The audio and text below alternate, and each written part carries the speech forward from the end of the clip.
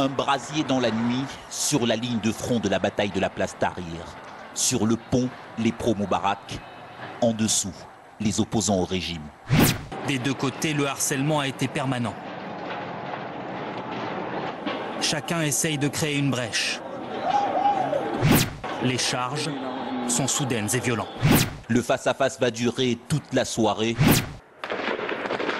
Il est 4 h du matin lorsque tout à coup, des coups de feu retentissent dans la nuit. 2 hommes traînent des corps sur la chaussée. On ne sait pas s'ils ont été victimes de tirs. Sur la place, les ambulances affluent de toute la ville. En milieu de matinée, les soldats consentent enfin à s'interposer. Les opposants au régime, eux aussi, ont fait des prisonniers. Ils sont conduits dans l'entrée de cette station de métro. C'est la chasse aux supposés espions du régime. Celui-là vient d'être arrêté. Cette image très rapide, tournée hier en plein affrontement, on y voit un homme se détourner de la caméra. Autour du cou, un badge d'identification de la police égyptienne.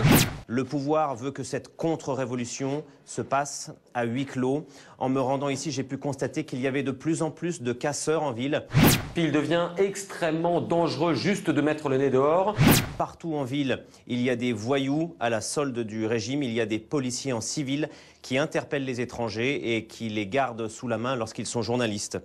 L'ensemble de nos équipes ont connu des tentatives de lynchage par la foule, parfois même très violentes. Un journaliste de RMC a été blessé à l'arme blanche.